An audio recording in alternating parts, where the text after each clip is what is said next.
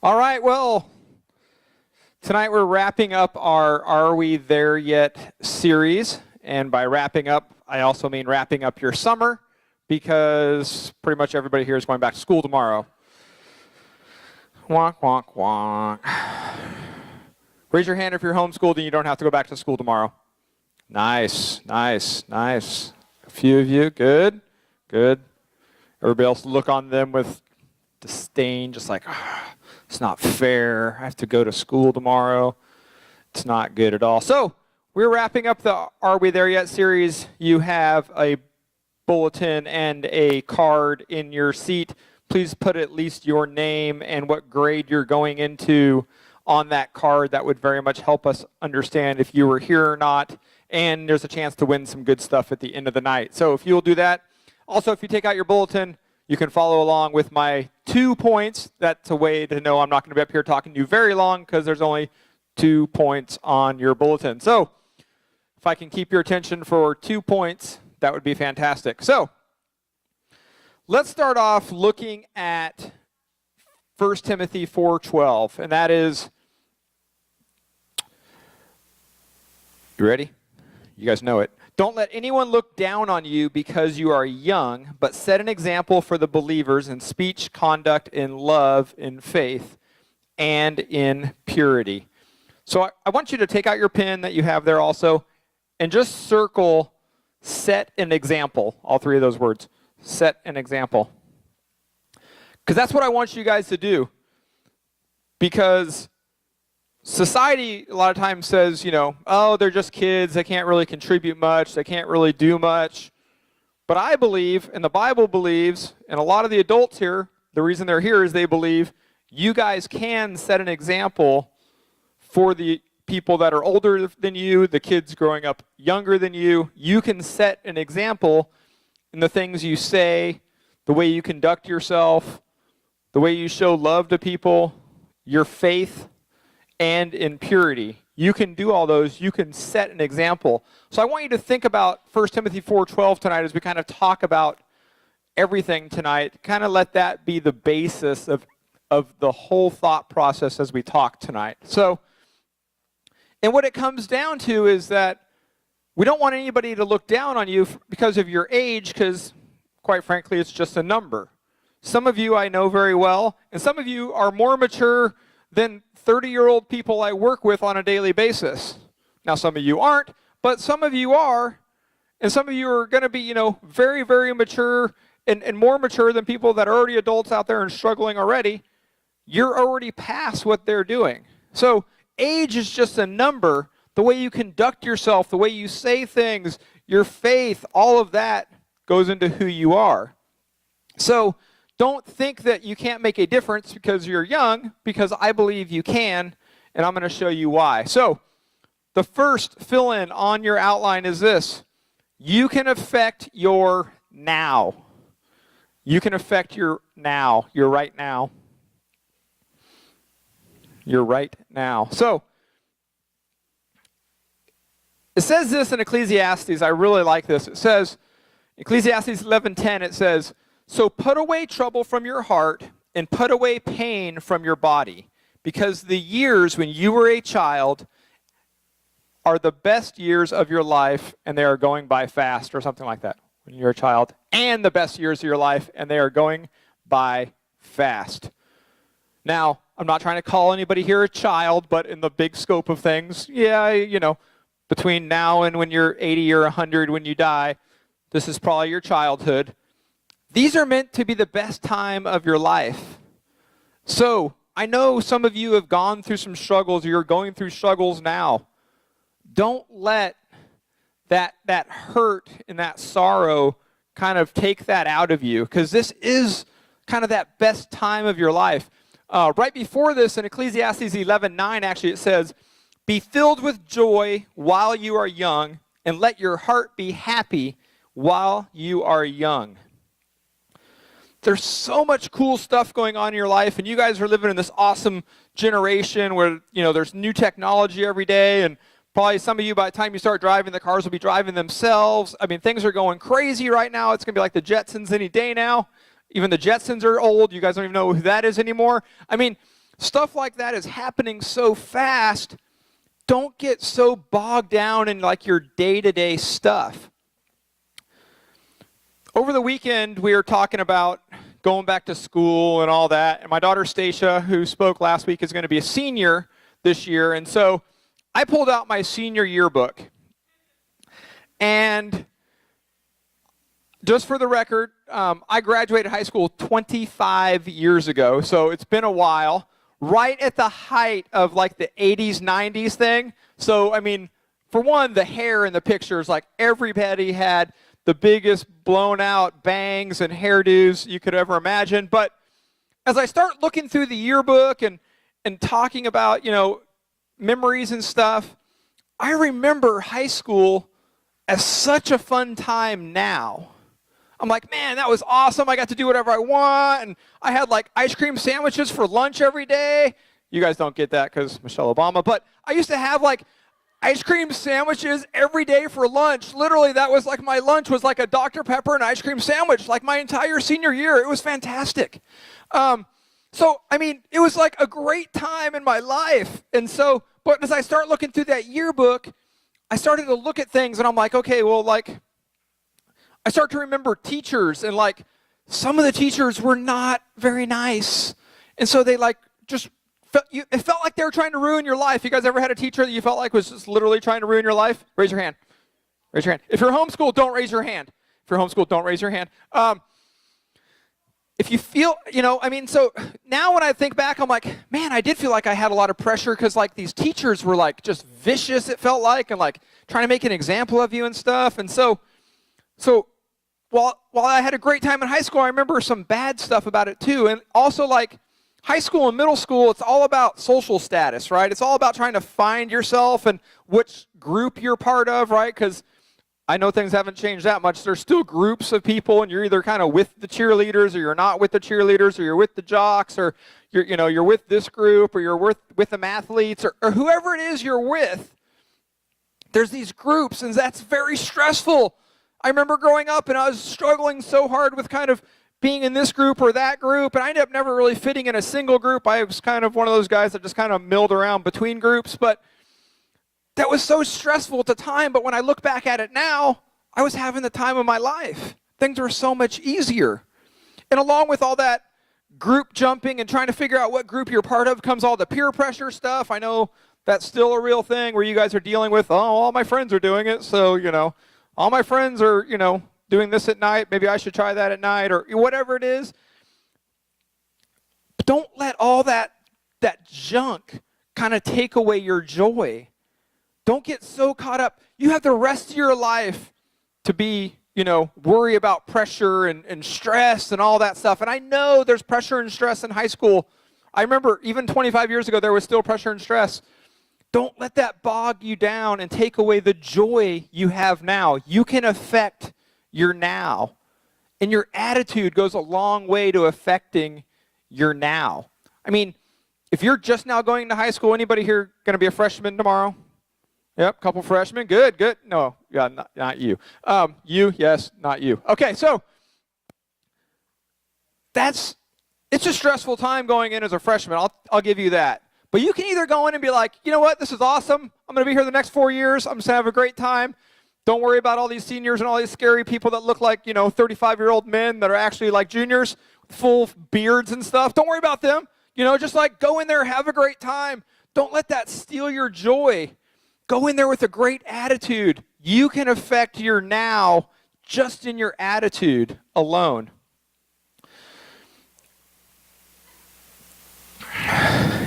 So, as we also talk about you can affect your now, you also have to remember that you can't kind of play that victim of your surroundings thing. Be like,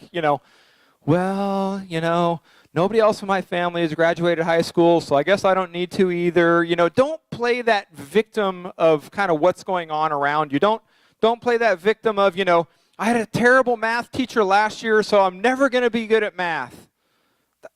Man, it's going to be a long rest of your education if you try to hold that one math teacher up for every, your math grade for the next 5 years. So don't let that kind of stuff bog you down. You can affect your now with the decisions you make, the things you say, how you conduct yourself, all of that. And so some of you are probably maybe struggling in your household with your family, and there's lots of stress, and maybe there's been a divorce. We talked about that a couple weeks ago and how hard that can be. You can move past all that and enjoy the joy of going through what you're going through now instead of worrying about all the terrible things that you think could be happening to you.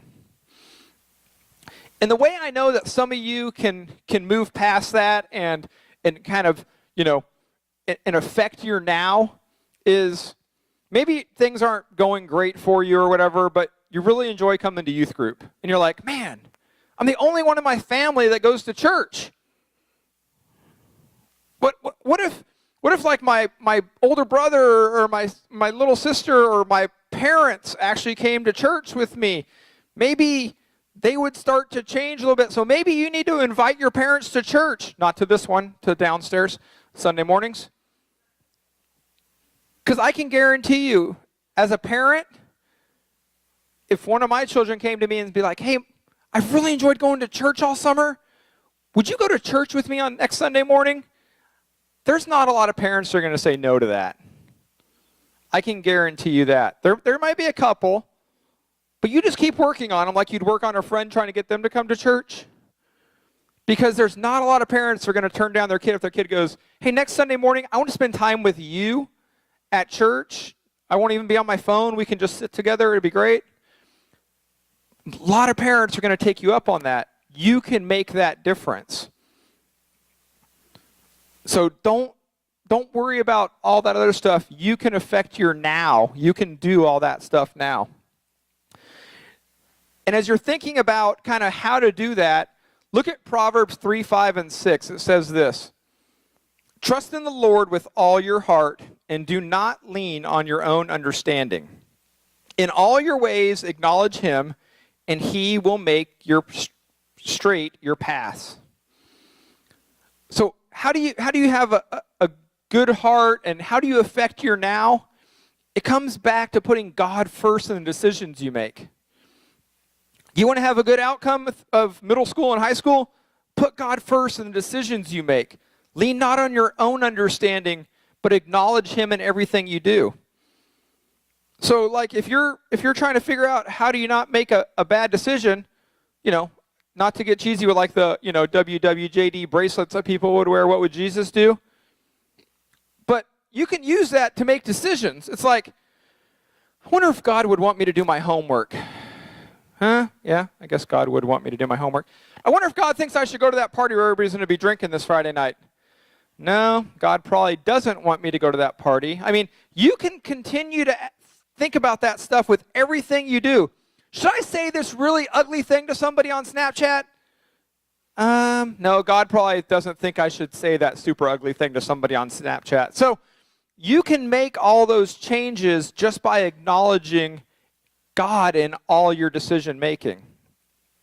So number 2 on your outline, as we talk about you can affect your now, next is your decisions determine your future. Your decisions determine your future. And as we heard earlier, Jeremiah said this in Joshua 24. It says, as for my household, we will serve the Lord. As for my household, we will serve the Lord. And I know this seems like a long way off as they're talking about households. You're like, I'm in 8th grade. I'm not thinking about, my household and my family or anything like that. But that's really what this is about, is you can make decisions now that are going to determine your future and how you kind of act in your future. And if you decide now that you and your household are going to serve the Lord, that will make a big difference in your outcome throughout your whole life.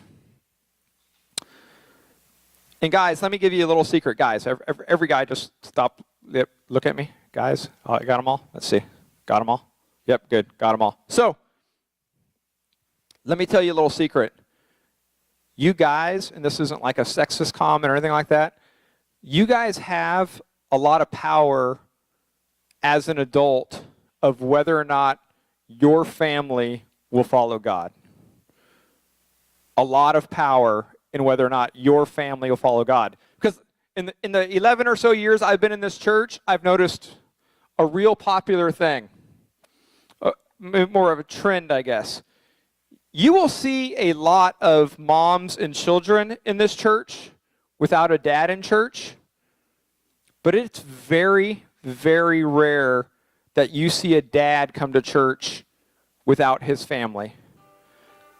Because when the dad decides, for me and my household, I will serve the Lord, the family comes with them. So guys, that's up to you to make that decision for your family.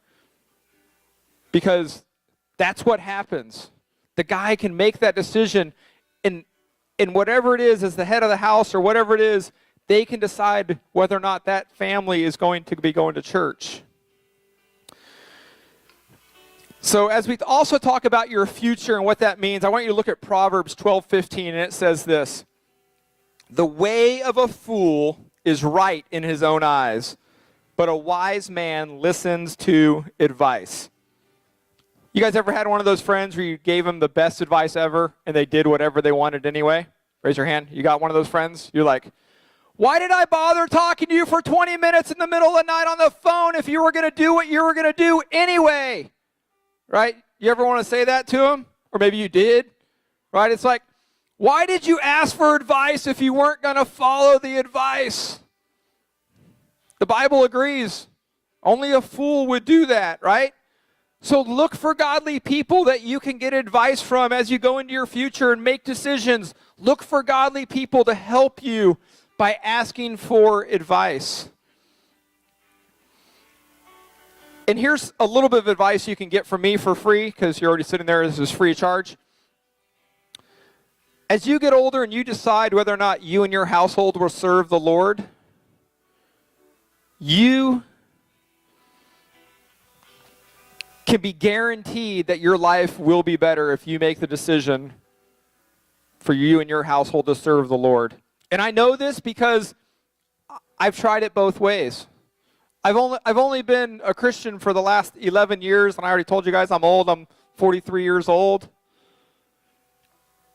My wife and I got married, and I wasn't a Christian, and we had an okay thing going, but there was a lot of difficulty in not having God in our relationship and in our household.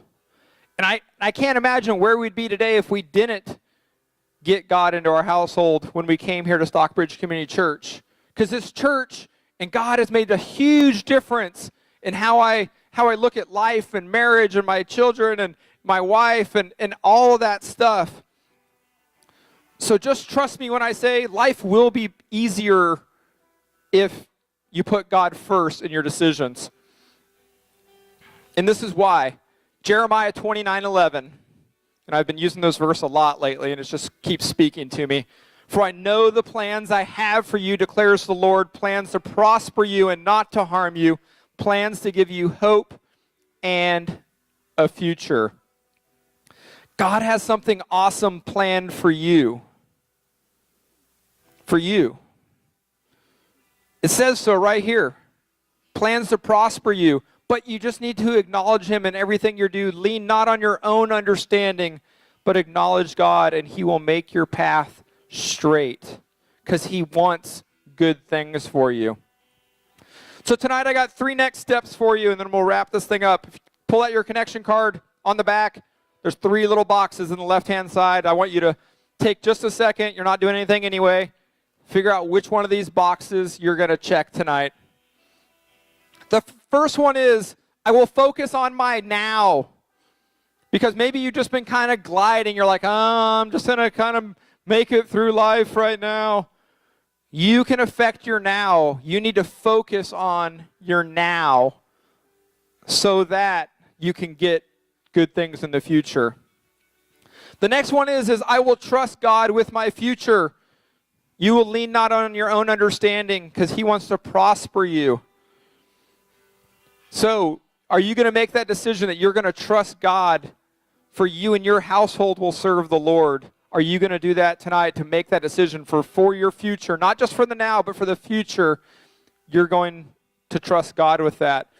And the last one is you'll ask Jesus into your heart, because if I've been talking this whole night and you don't have a relationship with God, you're really struggling with, well, how could things get better? Things seem fine.